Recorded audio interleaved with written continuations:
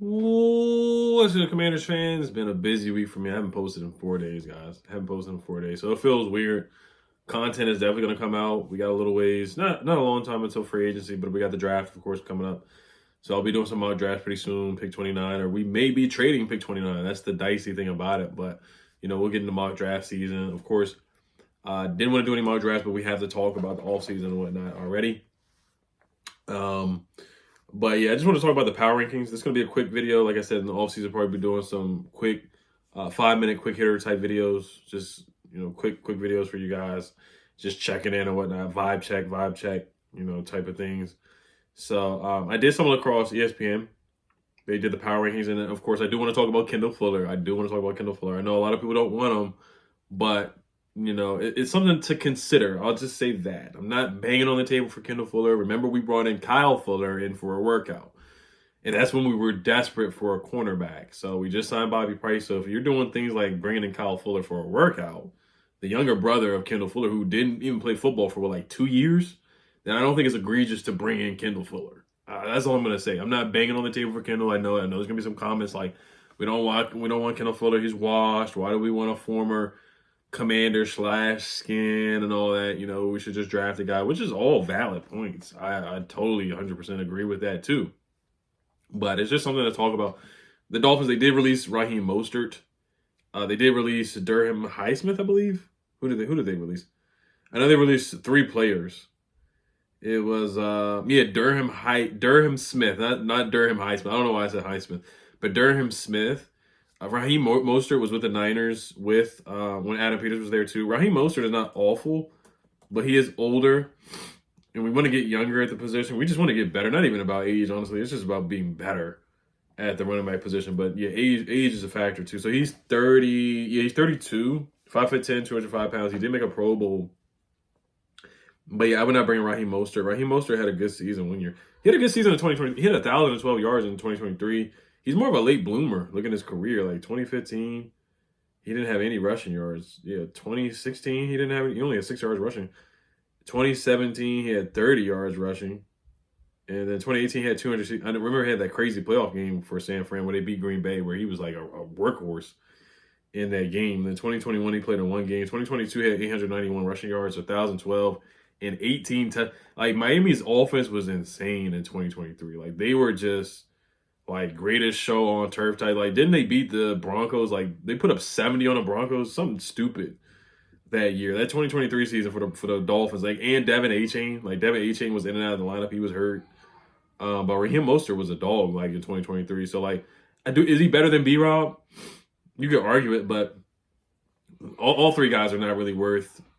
I'm not going to say not worth it. I think out of the 3, Kendall Fuller, Durham Smith, let me see what his numbers have been like for the last couple seasons here real quick. Because I know he's got a couple catches, but he's really not a big part of the offense. So he had 2023, he had a better, everybody on the Dolphins had a better season in 2023. If you just look all around, it's because of the quarterback clearly. But yeah, he had 35 catches for 366 yards and no touchdowns. 357 yards in 2021, so he's nothing to write home about. It's you might as well keep John Bates and re-sign him, or just develop Ben Sinnott and just keep the same tight end in that room that you got. But I do want to upgrade it. I know trading for Kyle Pitts is a small possibility, or even drafting a tight end is a possibility, or signing another tight end. I do think they need to get more skill and more yak ability, some more athleticism at the tight end position. Can you really trust Ben Sinnott? I know it's only been 1 year, but is he Kyle Juszczyk? Is that what he is? So those are the question marks there with the tight end position. But to get to the power rankings, and I'm going to get back to Kendall Fuller. I'm going to talk about some numbers, some stats here for Kendall Fuller and what happened last year that led up really to him being released and just the age. But the Commanders got some respect from the ESPN power rankings. They got ranked 6th out of all the teams in the NFL. 6th. That's the highest power ranking I think we've ever got. And I know it's preseason champion, stuff like that, but it's not even that. I know everybody says all season champions, but it's not even that. This is legit, where I believe that we are. I know we're a top 10 in the NFL. We are a top 10 team in the NFL because of the quarterback. Jaden Daniels. You can point to that. He's only going to get better. So people saying that, teams are going to adjust him and get film. He's going to get film on them too. He already has. He has a VR virtual reality. He's going to adjust. He's going to get better. He's going to improve. I think he's going to be one of the sophomores that don't have a slump that get better. You know, there's sophomores that have gotten better in the league. You know, people were talking about Andrew Luck got better as a sophomore year, in his sophomore year. Ben Roethlisberger got better in his sophomore year. So not every quarterback has a slump in their sophomore season. Like Lamar Jackson got better his sophomore year.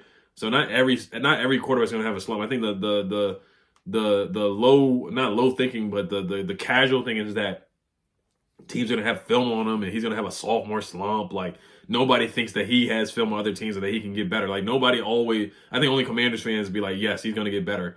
Everybody else around the league who's hating on us, like the Eagles fans, like, oh, he's gonna have a sophomore slump, and then the team's gonna get film on him and all this stuff. Like, nah, he's a smart quarterback. He has that virtual reality. He grinds a lot of tape, just like Tom Brady said. He gets into the facility early, leaves late, and you can't hit what you can't catch. I don't really want him to bulk up either. I don't want him to bulk. I want him to stay lean and quick, and have that mobility and that quickness. So I'd rather him stay lean in the body type that he is, so he can still evade the rush and get past people, use that speed. I mean, he could bulk up and still have the speed. But let's get back to the power rankings. I mean, the whole reason why we're 6th is because, let's be real, it's because of Jaden Daniels. It really is. It's based on the quarterback. The Chiefs are number 1 in the power rankings. This is ESPN. The person who wrote the article, I think, is Tim McManus. No, Adam Teicher. It was a bunch of beat reporters who were involved in this. Adam Teicher, Alana Getzenberg, Tim McManus, Eric Woodyard, like a bunch of people from ESPN were in this. And I know their word is not gospel, but I believe them. I think 6 is appropriate. I think the Chiefs being number 1, I think that's crazy, but at the same time, you can never count on Pat Mahomes. I mean, he just won 2 in a row. I know they just got blown out, but they've been to 3 Super Bowls in a row, and they won a Super Bowl even before that, 2-peat. So it's hard to say no, to disagree. The Bills are number 2. Josh Allen, I disagree with that a little bit. The Lions are number 3. I get it because of Jared Goff, Amon-Ra St. Brown, David Montgomery. Aiden Hutchinson will be back next year. We'll see what they do with some of the defenders that were injured, and like Carlton Davis is a free agent. Jahmyr Gibbs is coming back. Sam Laporta will be back. They lose Ben Johnson, but they still have their head coach. They lost their defensive coordinator, so I can see them dropping a little bit. Still have Dan Campbell, of course, the head coach. But as far as like skill positions and weapon wise, Jameson Williams, their offensive line is gonna be good. Penei Sewell. Yeah, they're still gonna be a top 10, top 5 team, just off of sheer talent. They're still gonna win at least 11, 12 games next year. The Eagles are number 4. It's so funny that a Super Bowl team was number 4, and I see why. I think because I think the consensus still doesn't believe in Jalen Hurts. I just feel like if teams don't fumble against them and throw interceptions and can move the ball and they slow down, there's a lot of ifs. I get it, but if the game is really put on his back where he's behind, I think the consensus and a lot of the national media still wants to see him win a game on his own, and not just one game. They want to see him win a bunch of games. Like throughout the season last year, he really was Alex Smith. And I'm not going to disrespect Jalen Hurts anymore because, yes, they put up 55 on us, but we hurt ourselves too with a bunch of fumbles. Let's be real. Ravens number 5. I get that for sure with Lamar Jackson. We're number 6. And the write-up says Washington nailed the 2024 offseason by hiring general manager Adam Peters, Coach Dan Quinn, and drafted quarterback Jaden Daniels, who was Rookie of the Year, should have been unanimous, and will be an MVP candidate again next season. That's just my talking. But quote says the foundation has been set for many years. Thanks to this trio, but the Commanders also can't ignore the work that has to be done. Their 2024 success was unexpected, and the roster still needs work for the team to become a consistent contender. The Commanders have around $80 million in cap space available and 7 draft picks. They need to fortify both offensive lines, find another playmaker on offense, and add another corner on defense. John Keim wrote this up, so he's plugged in. So they got every beat reporter from the local media, every local ESPN beat reporter for each team to make their write-up. John Keim made the write-up for the Commanders. And I wholeheartedly agree. We have $80 million in cap space. We have 7 draft picks. We'd have to upgrade this roster, but you have the quarterback in place, you have the coach in place, you have the GM.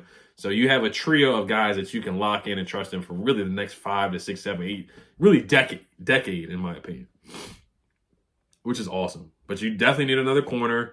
I think he did say edge. He said both offensive lines, which is true. Everybody can agree on that for sure. After that is the Packers. Chargers at 8 with Justin Herbert. Packers with Jordan Love. They made the playoffs. The Bengals with Joe Burrow. Minnesota Vikings at 10. Houston Texans at 11. Rams at 12. Niners at 13. Broncos at 14 with Bo Nix. That might be a little bit low. I think that's about right. Seahawks at 15. Buccaneers at 16. We just beat them. They're going to make the playoffs again because their division is so bad. The Steelers at 17. They're probably going to make the playoffs again because they always make the playoffs every single year, no matter how bad the quarterback play is. The Cowboys at 18. I think that's accurate. I would maybe put them a little bit lower, but I think 18 is about right. You know, they're not going to do much in free agency. They never do much in free agency. They're just going to draft guys, and that's it. They're not going to make a crazy trade. And I know there's rumors about them trading Micah Parsons, but that's not going to happen. They're going to stand pat and stay with the roster that they have. Dak, they're going to draft a wide receiver. So CD in a draft and a first round pick that they're going to pick up, a wide receiver that they're going to pick up with their first round or second round pick, which is not really going to move the needle much for them. Cornerbacks, they're set with Trayvon Diggs and Deron Bland. They may draft another corner, but they're not going to make moves in free agency. Like, we know that for a fact. Zach Martin may retire if he's not already retired. It's the same old Cowboys. They're going to be a good regular season team. I think they're actually going to win 9 games next year. If Dak stays healthy, they're going to win 9 games. But they still should be on the outside looking in. I think the Eagles and us will make the playoffs, but I think the Cowboys will be on the outside looking in. And the Giants, if they don't get Matt Stafford, then the Giants will be about 4-13 or whatever. Falcons at 19 with Michael Penix. Dolphins at number 20. I think that's too low for the Dolphins. Cardinals at 21. That's about right. Bears 22. That's about right. We ended their season.